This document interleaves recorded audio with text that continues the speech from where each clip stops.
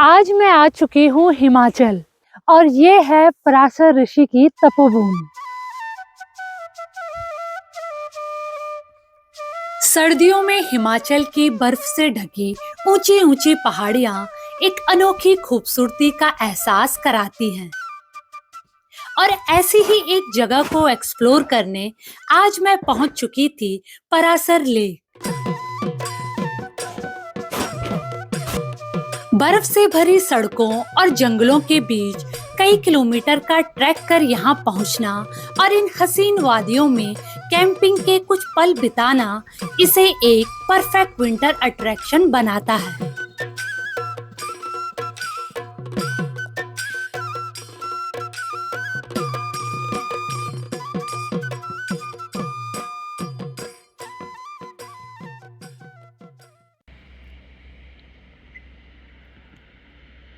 Parashar lake के लिए सबसे पहले मैं सुबह 7 बजे पनारसा पहुंच गई, जो कि कुल्लू से 23 किलोमीटर पहले है।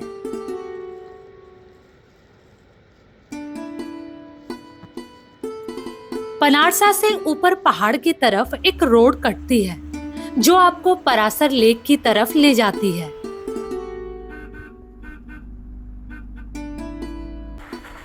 पनारसा से पराशर लेक कोई 40 किलोमीटर दूर है, जिसमें पराशर लेक से 5-6 किलोमीटर पहले ही मुझे बर्फ मिलने लगी थी।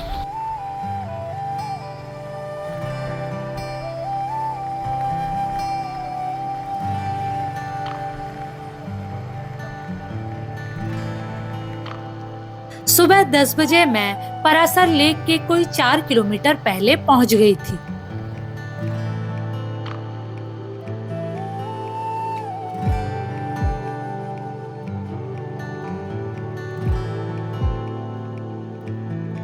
रोड में ज्यादा बर्फ की वजह से मुझे अब यहाँ से आगे ट्रैक करके ही जाना था।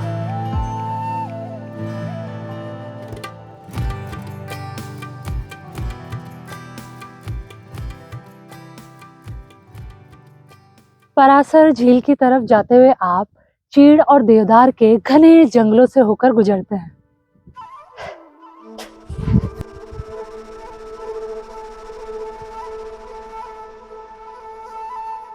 पराशर लेक का लास्ट 8-10 किलोमीटर का रास्ता सुनसान जंगलों के बीच से होकर जाता है, जिसमें आप एक तरफ बर्फीली पहाड़ियां तो दूसरी तरफ अलग अलग किस्म के पेड़ पौधे देख सकते हैं।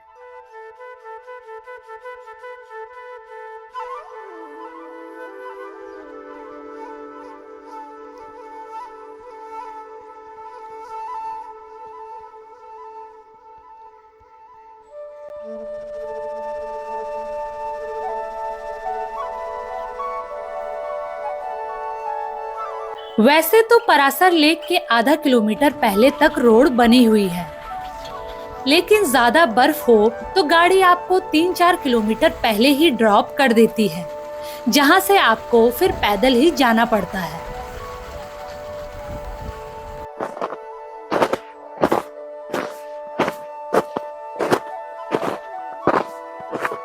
बर्फबारी में 3-4 किलोमीटर का यह ट्रैक आपकी इस यात्रा का सबसे खूबसूरत पार्ट बन जाता है।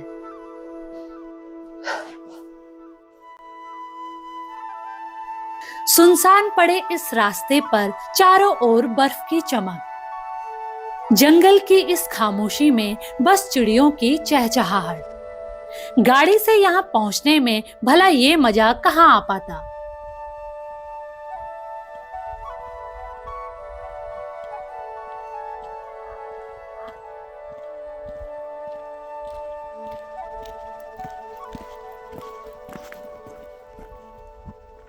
पराशर लेक अब 2 किलोमीटर दूर रह गया है और सुबह से मैंने चाय वाय कुछ पी नहीं थी।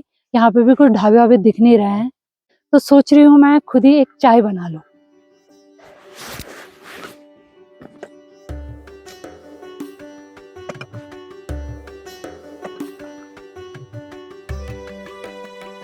लंबे हिमालयन ट्रैक्स में मेरे साथ टीम रहती है, तो मैं ऐसा कोई सामान कैरी नहीं करती।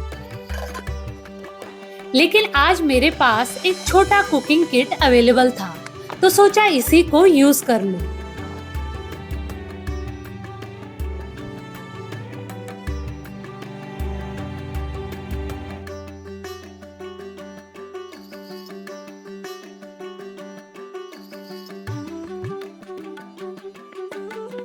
टेम्परेचर यहाँ अभी माइनस में था, तो चाय उबलने में काफी टाइम लग रहा था। तो सोचा क्यों ना बीच बीच में आसपास के व्यूज ही देख लिए जाए।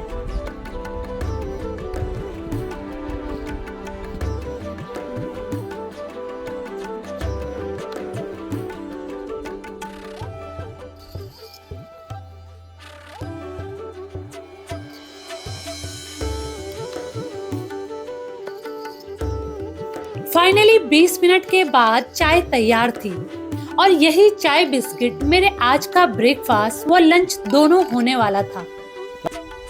तो फिर क्या था, हर एक चाय की सिप के साथ एक नया सीन एंजॉय करने लगी।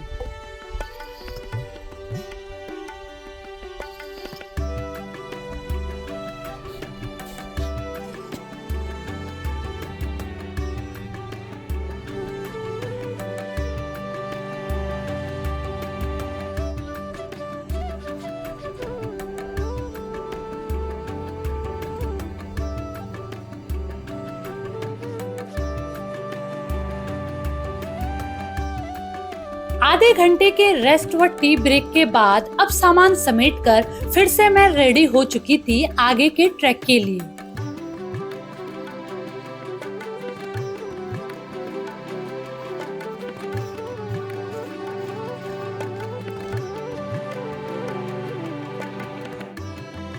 परासर लेक अभी भी कोई 2 किलोमीटर दूर था।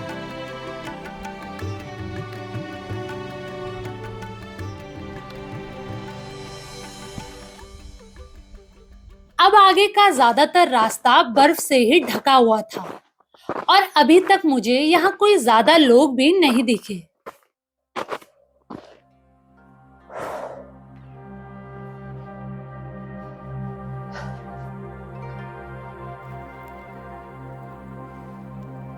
यहाँ से आगे अब ट्री लाइन भी खत्म हो चुकी थी। सामने अब मिट्टी पत्थर के पहाड़ व छोटे छोटे बर्फ से ढके बुग्याल ही नजर आ रहे थे।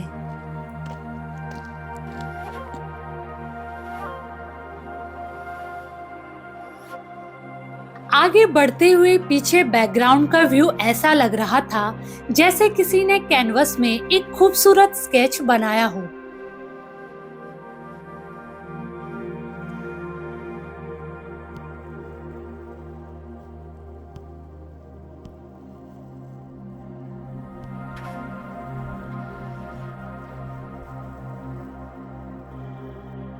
परासर लेक आने के लिए गाड़ी से मेनली 2 रूट है। पहला ये रूट है जो पनारसा से होकर आता है, जहाँ से कि मैं आई हूँ, और दूसरा रूट है मंडी और बागी से होते हुए। ये दोनों रूट यहीं पर मिल जाते हैं और यहाँ से ऊपर की तरफ रास्ता ये जा रहा है परासर झील की तरफ।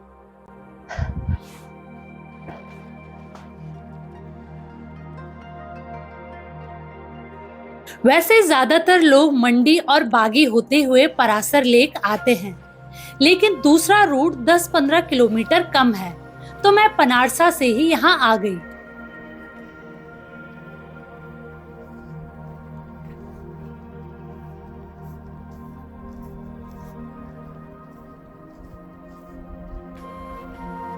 पहुँच गई हूँ मैं परासर झील के पास। यहाँ से बस 500 मीटर दूर रह गई है परासर झील।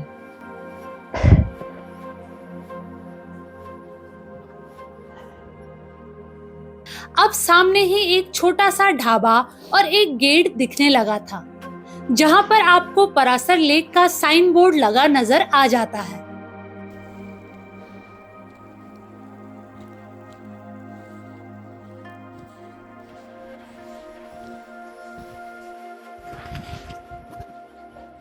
गेट को पार कर कोई 5 मिनट बर्फ में चढ़ाई के बाद अब मैं एक छोटे से बुग्याल के टॉप पर पहुंच गई और यहाँ से दूसरी तरफ अब मुझे दिखने लगी परासर लेक।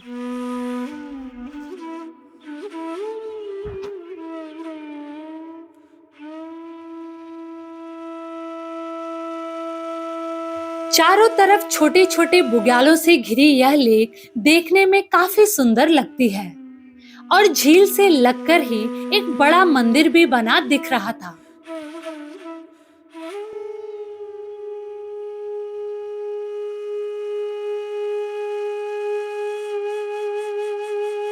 अभी इस लेक के चारों तरफ थोड़ा बर्फ गिरी हुई थी।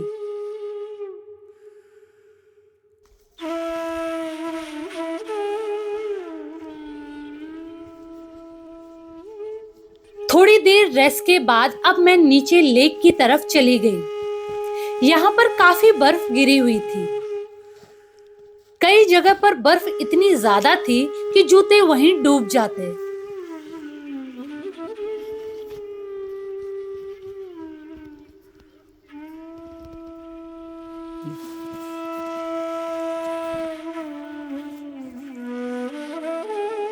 इस जगह से जुड़ी मान्यताओं की बात करें तो कहा जाता है कि यहाँ पर पराशर ऋषि ने कई हजार वर्षों तक तपस्या की थी।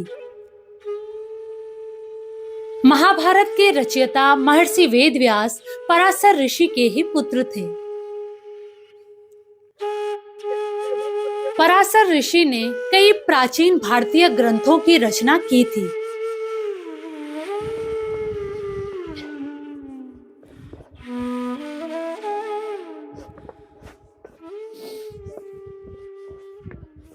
ये बुग्याल के बीचों बीच ही नीचे की तरफ सीढ़ियां जा रही हैं। इन्हीं सीढ़ियों पर आप उतर के सीधे पहुंच जाते हैं मंदिर में।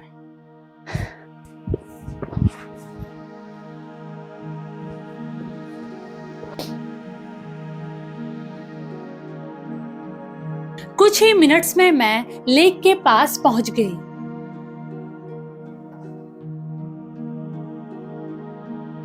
कहते हैं कि इस झील का निर्माण पराशर ऋषि की छड़ के प्रहार से हुआ था।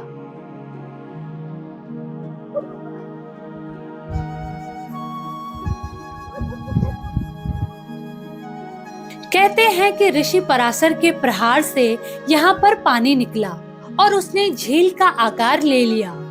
इसीलिए इस झील को पराशर झील कहा जाता है।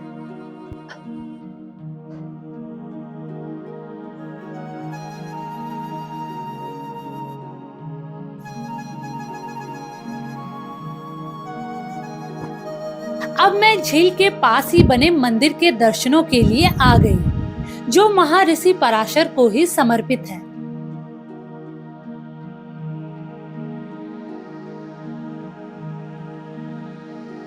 यह 3 मंजिलों वाला मंदिर है, जो देखने में काफी अनोखा लगता है। कहते हैं कि ये मंदिर एक विशाल देवदार के वृक्ष से बनाया गया और इसे बनाने में 12 वर्ष का समय लगा था।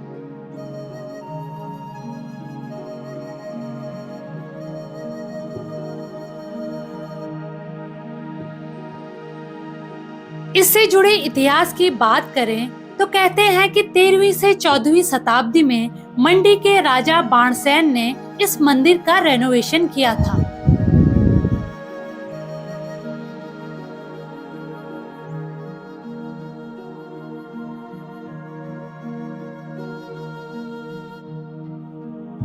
मंदिर की आप बनावट देखेंगे तो ये पगोड़ा शैली में बना है। हिमाचल प्रदेश के जितने भी मंदिर हैं, ज्यादातर आप उनको इसी शैली में बना हुआ देखते हैं।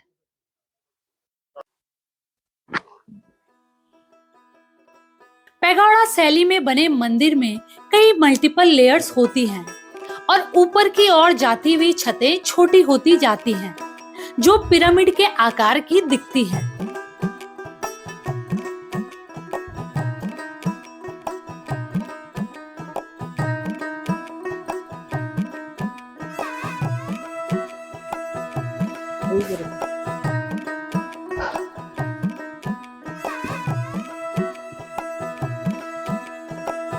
झील के किनारे पर आपको एक छोटा सा घास का मैदान, एक टापू जैसा कुछ दिखता है, जो कि इस झील में अपनी जगह बदलता रहता है।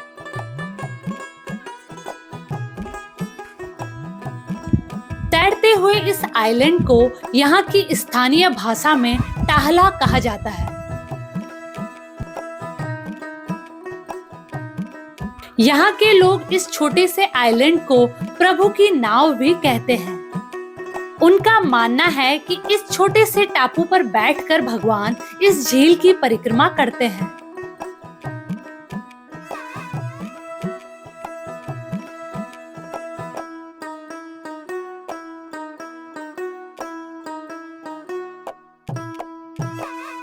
झील के किनारे पर आपको लंबी फर्न जैसी घास दिखाई देती है, जिसे यहाँ की लोकल भाषा में बर्रे कहा जाता है, और जो छोटी पत्तियां होती है उन्हें जर्रे कहा जाता है।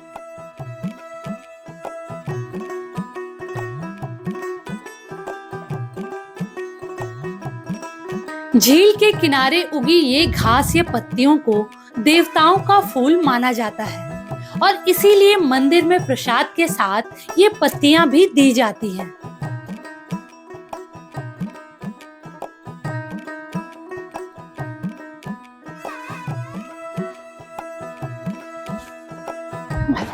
अब मैं इस झील के दूसरी तरफ के पहाड़ पर चली गई।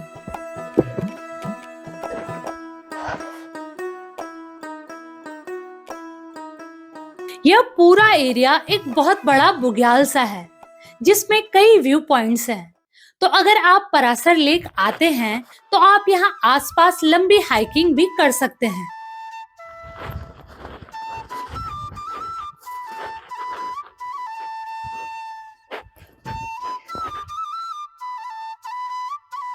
ऐसे ही हाइक कर जब मैं एक दूसरे व्यू पॉइंट पर पहुंची तो वहां से मैं नजारे बस देखती ही रह गई।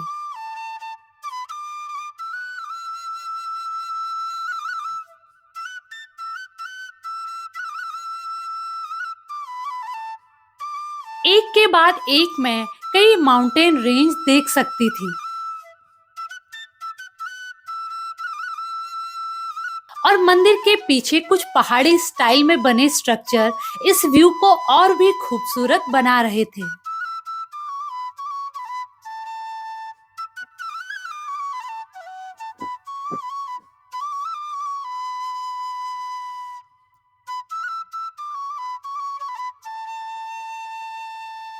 इस व्यू पॉइंट के दूसरी तरफ आप 180 डिग्री में फैले खूबसूरत हिम शिखर देख सकते हैं। यह एरिया धौलाधार व पीर पंजाल माउंटेन रेंजेस से घिरा है।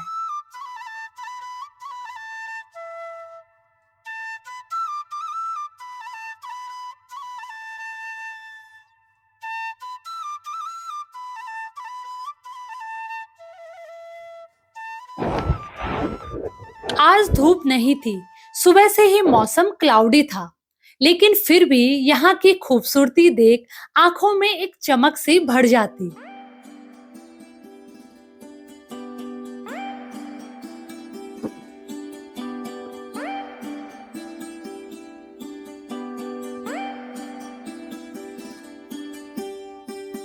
जून के महीने में यहाँ एक बहुत बड़े मेले का आयोजन होता है, जिसे सरा नाहुली मेला कहते हैं। इस मेले में कुल्लू, मंडी व आसपास के इलाकों के लोग अपने इष्ट देवी देवताओं को भेंट चढ़ाने व पूजा पाठ करने आते हैं।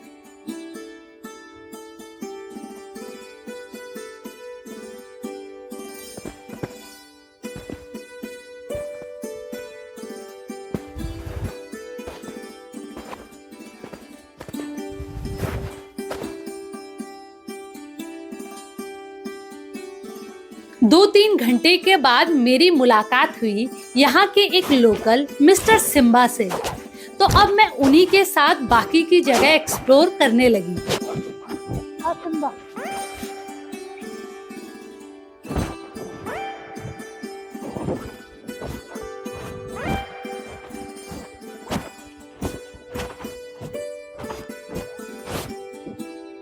आजा।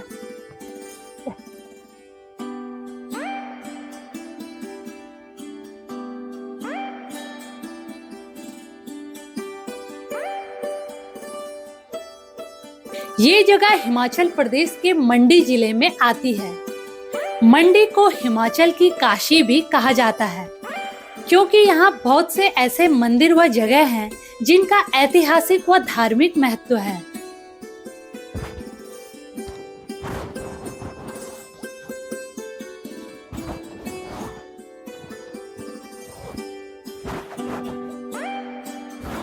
मंडी का प्राचीन नाम मांडव नगर था।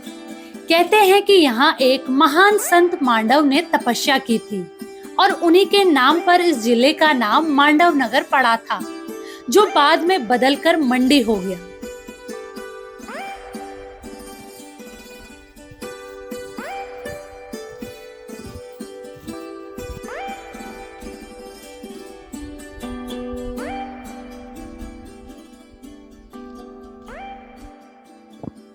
अगर आप परासर लेक आ रहे हैं तो आपको लेक के आसपास रहने के ज्यादा ऑप्शंस नहीं मिलते। पनारसा रोड में लेक के 3-4 किलोमीटर पहले आपको कुछ कैंप्स बने दिख जाते हैं जहां आप स्टे कर सकते हैं। मैंने भी यहीं बने एक कैंप में स्टे किया।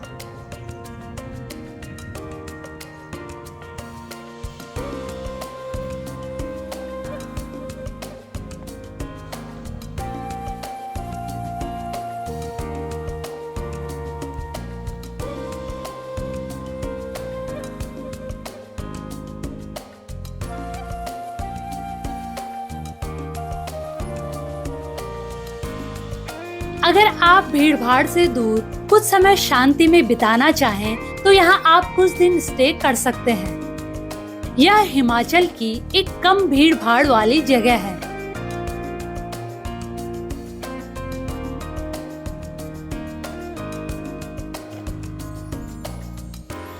चाहे यहाँ रहकर नेचर वॉक करना हो या फिर बर्ड वॉचिंग, खूबसूरत माउंटेन रेंजेस देखनी हो या फिर आध्यात्म का अनुभव, हर मौसम के लिए एक आइडियल डेस्टिनेशन है ये जगह।